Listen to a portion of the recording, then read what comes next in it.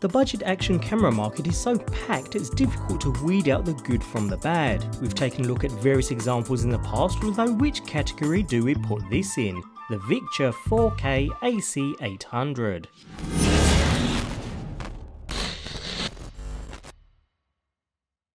Boasting 4K video capture and 20 megapixel images, the Victure AC800 seems similarly spec'd to many others in this budget level price range. Although, as we've seen from previous models, take that with a pinch of salt. There's usually a reason why these are so cheap: interpolated video, low bitrate recording, the list goes on. Nevertheless, alongside the camera you do receive an array of accessories, adhesive mounts, straps, bicycle mounts and so on, all feeling pretty cheap but plenty enough to get the job done. A nice touch is the addition of an external dual battery charger too, which we don't see with many of the competition, allowing charging of one battery as you use another for instance. You even get two batteries included too.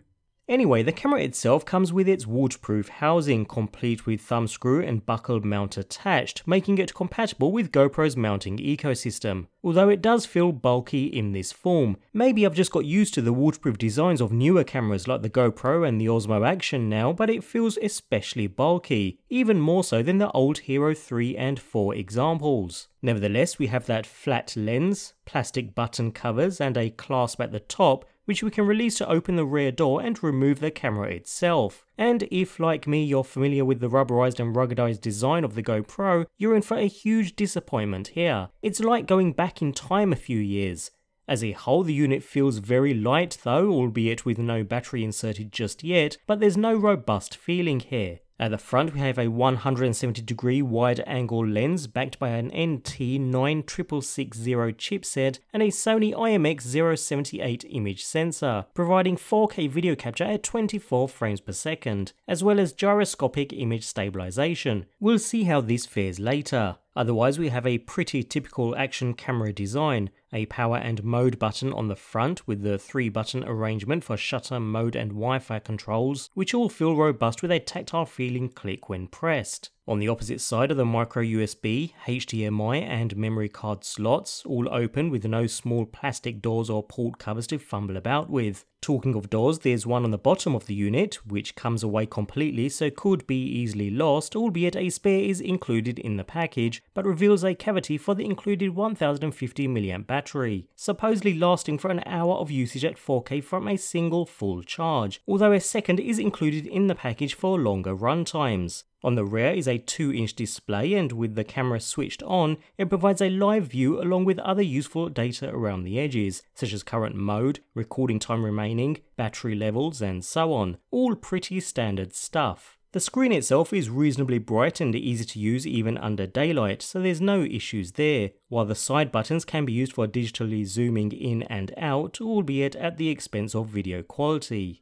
We go back to the old procedure using the mode and shutter buttons to cycle and select between options since the screen is not touch sensitive. When it comes to shooting modes we have video and photo before moving on to playback and finally onto settings, nothing more. Nevertheless, on the plus side, scrolling down menus is easy with the directional buttons on the side of the unit and using the shutter button to select and change options, making it very quick and easy to pick up and use. We have 7 pages of menu options to scroll through here, since all menus are on one level, so there's no sub-menus to enter, making it as easy to use as possible. And there are a variety of options to choose from, even down to vehicle mode for use as a dash cam. Of course, this does mean if you're after a particular option you have to scroll through several pages to find it at times, but otherwise the menu system is well structured and simple to use, with some advanced level features like exposure, white balance and ISO being available too. Of course we do have wireless connectivity as well, and with the wireless switched on and connected to the relevant app available on the Apple App Store, we receive a live feed of what the camera sees. Well, almost live. There is a second or so latency to deal with, but it's perfectly adequate for lining up your shot and remotely starting or stopping capture. Here we can switch between resolution settings and photo or video settings along the bottom, as well as enter the setup menu where most options are available. Not all, but most. The most common ones anyway. Otherwise, there's little else to do here. The app is very basic, although on the plus side I did find it quite reliable, with no disconnection issues throughout testing. When it came to video quality, I was left a little underwhelmed. The camera prides itself on its 4K resolution, but it looks more interpolated than anything else. As a result, what you get is footage that isn't especially sharp or especially smooth. The colours are decent at best, still rather true to life, but the sharpness isn't all too impressive, with artifacting and general mushiness a pretty common occurrence. Exposure is subpar, and it does take a few seconds to adjust to the best exposure setting when moving between different lighting conditions, which can get a little annoying at times. Talking of lighting conditions, video capture under low light is a no-go, but most action cameras suffer from the same issue due to the small sensors packed into a tight physical frame. Video is full of artifacts and isn't as smooth as I would expect. Audio isn't too good either, but again on par with other cameras in the budget price range, so nothing new here. If you're after decent audio, you'll certainly need a completely separate audio solution. So all in all, video quality didn't really impress.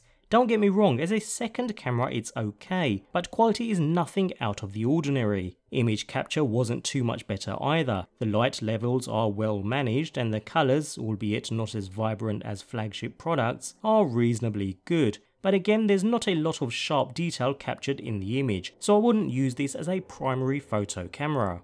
In summary, it's clear that the AC800 isn't the best in the business when it comes to action cameras. Although it comes with a generous package, which is more than can be said for other premium level manufacturers like GoPro, if you are serious about your video capture, you need to look at other alternatives, which in spite of being slightly more expensive, are going to provide better overall performance. We shouldn't expect too much from budget cameras like this if you're looking to take your first steps in the action camera market and can provide for a decent first unit. But just like many other cheap budget cameras, I'm afraid I wouldn't consider it an option at an intermediate or semi-professional level. On the other hand, if you're after something for social media use that's cheap enough to not stress over if it gets damaged, then the Victure AC800 could be a decent option.